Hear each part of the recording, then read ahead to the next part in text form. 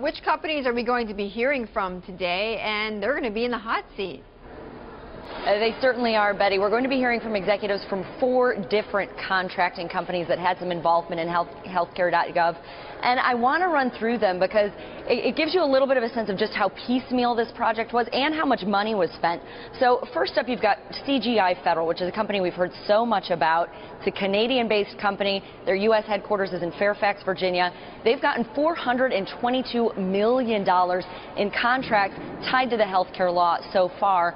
And one of their big projects is what's known as the FFM. Now, this is essentially a software application that allows consumers to shop for insurance. So it's a big piece of the program. But the executive in their testimony actually points to another company that earlier in the process, the registration part of it, saying that failures there created a bottleneck, and that's why they've had some problems. So moving on to the next company, QSSI. This is a unit of United Health based out of Minnesota.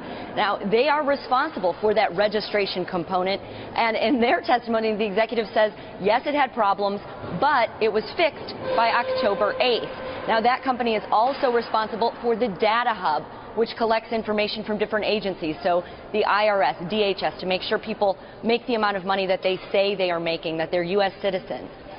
And then, Betty, they're also responsible for some of the testing, so you can expect some questions to that company around that issue. Then you've got Equifax that does income verification. Now, that's fairly far along in the process, so they haven't reported a lot of problems. And then Serco, that's a UK company, and they do processing of the paper applications. They haven't had many problems either. But, Betty, keep in mind when you're taking a look at those numbers, that the amount of money that these companies have made, one of the big questions, that was before the White House announced this tech surge. So now you've got a lot of these companies with people working around the clock, bringing in extra teams. One of the questions you're going to hear from lawmakers today, not just what went wrong, what's being done to fix it, but how much will it cost? Yes, that's going to be very important, Megan. How much is this going to cost to fix all of this? So, Megan, you've gone through a lot of the testimony. What will the companies say in response? Oh, well, so I talked a little bit about some of the finger pointing from one company to the other. You can expect that, but you're also going to be hearing the elephant in the room is certainly the White House, the government's role in all of this.